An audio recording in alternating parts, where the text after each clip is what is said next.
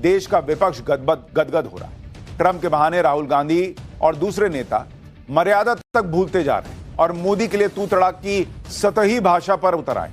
लेकिन क्या मोदी चुप बैठेंगे या चुप बैठे हुए हैं? मोदी की चीन यात्रा कोई सामान्य यात्रा नहीं है, एक जबरदस्त डिप्लोमेसी का गहरा कूट संदेश है। आज के चैप्टर में बात इसी पर, ब्रांड मोदी की डिप्लोमेसी, और इस सवाल के साथ कि क्या 1 सितंबर के बाद वर्ल्ड ऑर्डर पूरी तरह से ग्लोबल साउथ की तरफ झुकने वाला है। ये कोई सामान्य तस्वीर नहीं है। दुनिया की बदलती जियोपॉलिटिक्स, अमेरिकी अधिनायकवाद के ऑब्सेशन, ट्रंप के टैरिफ धौंस और ग्लोबल साउथ को दबाने की ट्रंप नीति के मौजूदा दौर में नए ग्लोबल ऑर्डर के डॉक्ट्रिन का ये कवर पेज है। मोदी वो किरदार हैं जिनके हर एक मूव पर अंतर्राष्ट्रीय मीडिया दुनिया की राजनीति में बहती हवा का अंदाजा लगा रही है। क्या dragon elephant dance global order बदल देगा? क्या भारत चीन रिश्ते का सबसे भरोसेमंद दौर अब शुरू हो चुका है? क्या ट्रंप की एक गलती ने भारत चीन कूटनीतिक रिश्ते को मजबूत कर दिया? Certainly, Donald Trump is helping the situation, no doubt, because they both have shared interests. Donald Trump has upended a lot of the international order, and right now, India and China see their interests more aligned with one another than opposed to one another. They're treating India like they're school children who need to be told what to do, and India is the big boy. That moment when the United States said, "You will not buy oil from Russia or we will punish you."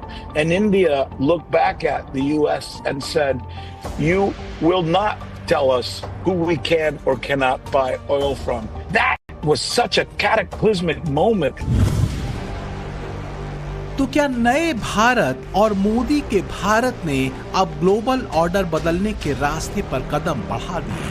क्या चीन में Modi Jinping की मुलाकात नए global order की भूमिका है? या कहीं भारत चीन के बदलते रिश्तों को लेकर उम्मीदों और सकारात्मक संकेतों को टटोलने की अतिशयोक्ति तो नहीं हो रही?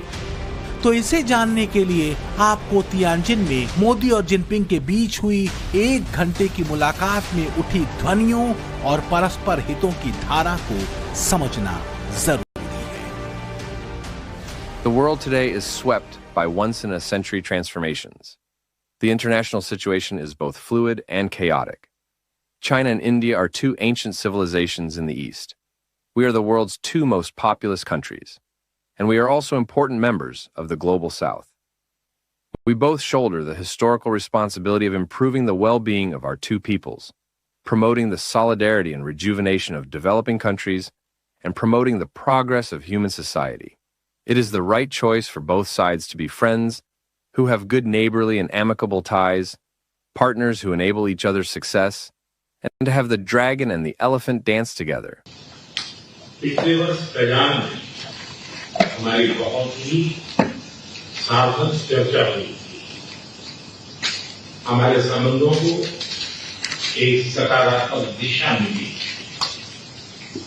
सीमा पर डिसएंगेजमेंट के बाद शांति और स्थिरता का माहौल बना हुआ है।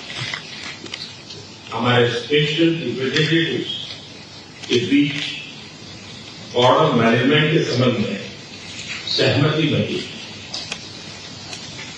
कैलाश मानसरोवर यात्रा फिर से शुरू की। दुनिया की 2 प्राचीन सभ्यताएं हैं भारत और चीन। दुनिया की कुल आबादी का 34% हिस्सा सिर्फ भारत और चीन में रहता है।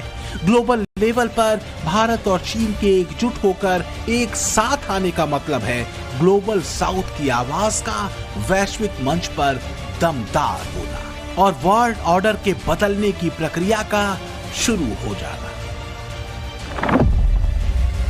भारत चीन ग्लोबल साउथ की 2 बड़ी शक्तियां हैं। ट्रंप के टैरिफ ब्लैकमेलिंग ने दोनों को परेशान किया है। रूस, भारत और चीन की तिकड़ी ग्लोबल ऑर्डर बदल देने का मादा रखती है। यही वजह है कि मोदी जिनपिंग की मुलाकात और उससे निकलने वाले नतीजों पर दुनिया की निगाहें टिकी हैं। अमेरिका में ट्रंप के आने के बाद से ही ट्रेड और टैरिफ के दबाव और तनाव ने पूरी दुनिया को अस्त व्यस्त कर रखा है। यही वजह है कि भारत और चीन के संबंधों का तेजी से पटरी पर लौटना, पीएम मोदी का चीन पहुंचना, मोदी और जिनपिंग की मुलाकात का होना पीएम मोदी के उस संकल्प से जोड़कर देखा जा रहा है जिसमें वो ग्लोबल ऑर्डर बदलने की बात कहते रहे। Friends, the world order created after the Second World War is changing fast. The revolution in technology, the rise of the global south, and shifting demographics are contributing to its pace and scale. तो क्या करीब एक महीने पहले जुलाई में PM Modi ने बदलते global order के संकेत दुनिया को और खासकर यूनिपोलर वर्ल्ड की अधिनायकवादी धारा में चलने वाले पश्चिम को दे दिए? सच ये है कि मोदी की परस्पर सम्मान और परस्पर समृद्धि की कूटनीति ने नए भारत पर दुनिया के भरोसे को कई गुना बढ़ाया है। यही वजह है कि आज के दौर में चीन को भी लगता है कि अगर ग्लोबल ऑर्डर में तेज गति से चलना है तो भारत का साथ होना जरूरी है। This year marks the 75th anniversary of China-India diplomatic ties. Both sides need to approach and handle our relationship from a strategic height and long-term perspective, so as to realize the sustained, sound, and steady development of our bilateral ties. We must also step up to our historic responsibility to uphold multilateralism, work together to bring about a multipolar world and more democracy in international relations, and to make our true contributions to peace and prosperity in Asia and around the world. चीन भारत की ताकत को जानता है, इसलिए वो भारत से दोस्ती कर रहा है। भारत की ताकत है उसकी तेज रफ्तार अर्थव्यवस्था, जिस अर्थव्यवस्था को ट्रंप अपनी नोबल सनक और अहंकार में डेट तक कह चुके हैं। वो भारतीय अर्थव्यवस्था आज की तारीख में दुनिया की सबसे तेज गति वाली अर्थव्यवस्था है। ताजा जीडीपी के आंकड़े बताते हैं कि अप्रैल से जून के बीच भारतीय अर्थव्यवस्था की रफ्तार 7.8% रही, जिसे लेकर अनुमान था कि ये 6.7% रहेगी। इसी तरह चीन की अर्थव्यवस्था की रफ्तार अप्रैल से जून के महीने में 5.2% रही। भारत की ये जीडीपी ग्रोथ रेट पिछले 5 तिमाही में सबसे ज्यादा है। भारत एक संदेश देना चाहता है जो वेस्टर्न पावर्स हैं, खासकर यूएसए यानी कि अमेरिका, एक संदेश ऐसा कि भारत अब किसी पर निर्भर नहीं रहना चाहता कूटनीति के लिए, और भारत ये संदेश देना चाहता है कि अगर ग्लोबल साउथ को मजबूत करना है तो उसके लिए चीन और भारत का एक साथ आना बहुत जरूरी है।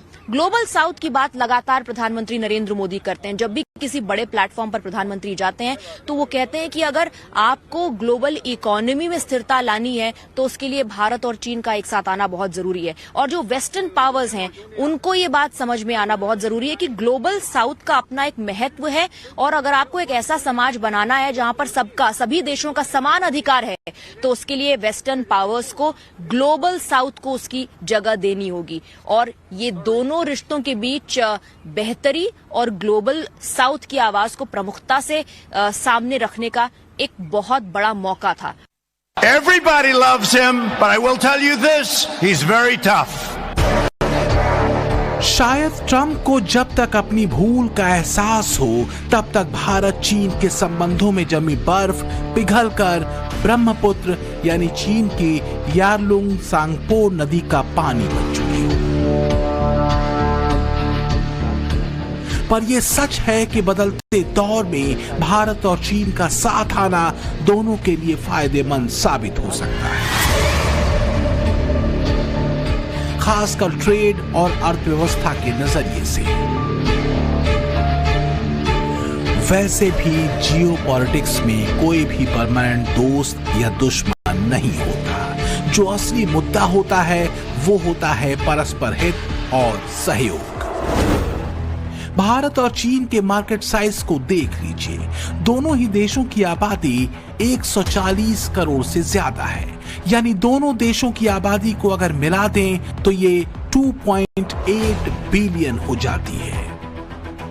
चीन में मिडिल क्लास अगर 500 मिलियन है तो भारत में मध्यम वर्ग 430 मिलियन के करीब है।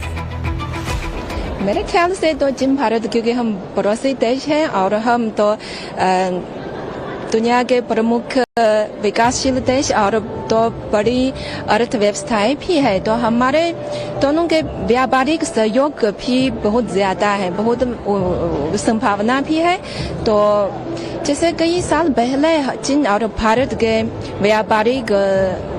व्यापार तो शायद हर साल लगभग 100 अरब डॉलर रहा है, तो इसलिए शायद बहुत संभावना होगा। इसलिए हमें एक दूसरे से तनाव नहीं करना चाहिए, हमें हाथ मिलाकर एक साथ काम करना चाहिए।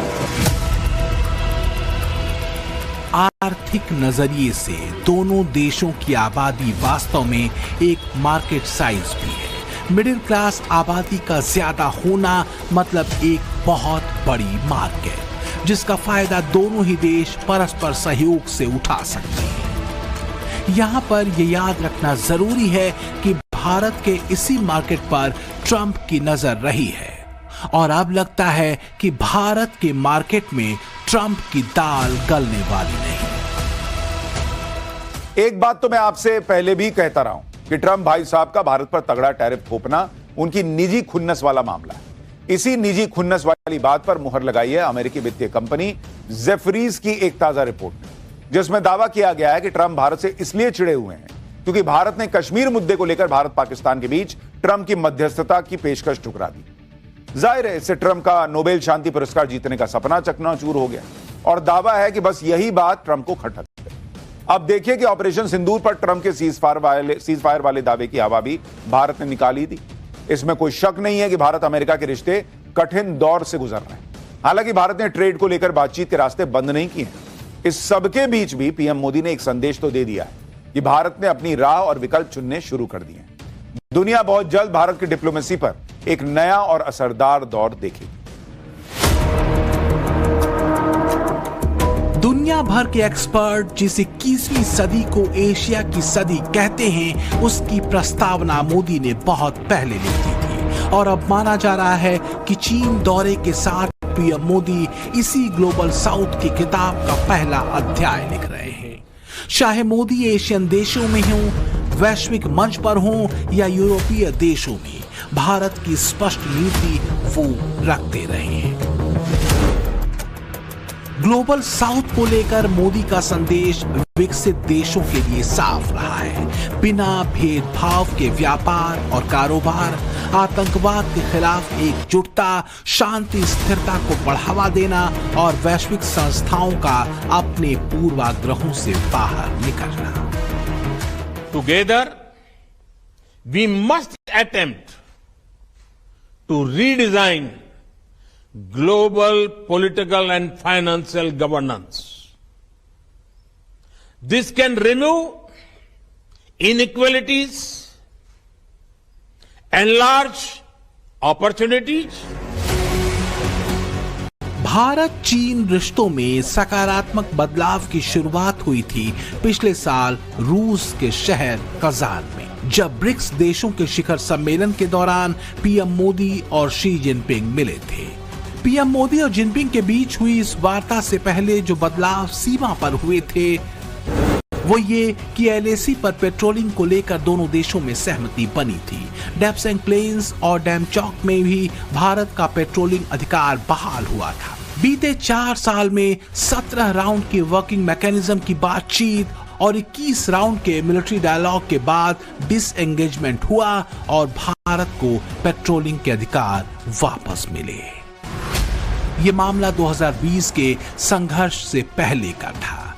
पूर्वी लद्दाख में पैंगोंग त्सो के क्षेत्र में गलवान संघर्ष के बाद LAC पर भारत और चीन के सैनिकों की मिरर डिप्लॉयमेंट हुई थी, यानी बिल्कुल युद्ध की स्थिति बन गई थी। लेकिन आखिरकार सीमा पर भारत की दमदार आर्मी और कूटनीतिक प्रयासों के आगे चीन को झुकना ही पड़ा। एक्सेलेंसी, सीमा पार पिछले 4 वर्षों में उत्पन्न हुए मुद्दों पर बनी सहमति का हम स्वागत करते हैं। सीमा पर शांति और स्थिरता बनाए रखना हमारी प्राथमिकता रहनी चाहिए। म्यूचुअल ट्रस्ट, म्यूचुअल रिस्पेक्ट और म्यूचुअल सेंसिटिविटी हमारे संबंधों का आधार बने रहना चाहिए। मुझे विश्वास है कि हम खुले मन से बातचीत करेंगे और हमारी चर्चा कंस्ट्रक्टिव होगी।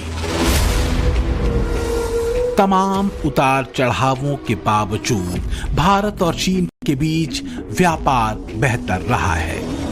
ग्लोबल टाइम की रिपोर्ट बताती है कि वित्त वर्ष 2024-25 में भारत चीन के बीच $127.71 बिलियन का व्यापार हुआ, जबकि अमेरिका और भारत के बीच $132.21 बिलियन का।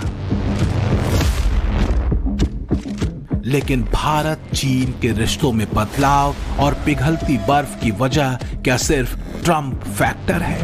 मोदी डिप्लोमेसी का एक चैप्टर और है जो बेहद अहम है। पिछले दिनों ये खबर सामने आई थी कि चीन के राष्ट्रपति शी जिनपिंग ने इसी साल मार्च महीने में एक चिट्ठी भारत की राष्ट्रपति द्रौपदी मुर्मू को लिखी थी। माना जा रहा है कि वो चिट्ठी भारत चीन संबंधों में ऐतिहासिक बदलाव की एक वजह बनी। एक रिपोर्ट के मुताबिक इसी साल मार्च में चीन के राष्ट्रपति शी जिनपिंग ने भारत की राष्ट्रपति द्रौपदी मुर्मू को एक चिट्ठी लिखी थी। इस चिट्ठी में चीन के राष्ट्रपति ने भारत और चीन में रिश्ते सुधारने की इच्छा जताई थी। चीन के राष्ट्रपति शी जिनपिंग ने इस चिट्ठी में यह भी लिखा था कि अगर अमेरिका और भारत के बीच कोई समझौता होता है तो उससे चीन को नुकसान होगा। चीन के लिए अगर चिंता ट्रेड है तो भारत के लिए मुद्दा आतंकवाद भी है। तियानजिन में मीटिंग के दौरान पीएम मोदी ने जिनपिंग के सामने आतंकवाद का मुद्दा भी उठाया। रिपोर्ट्स के मुताबिक मोदी ने इसे वैश्विक मुद्दा बताया और साथ देने की मांग की। यानी पीएम मोदी का एजेंडा क्लियर है। राष्ट्रहित और सुरक्षा दोनों ही मोदी डिप्लोमेसी का अहम सूत्र है। पीएम मोदी ने ट्रम्प कार्ड को काउंटर करने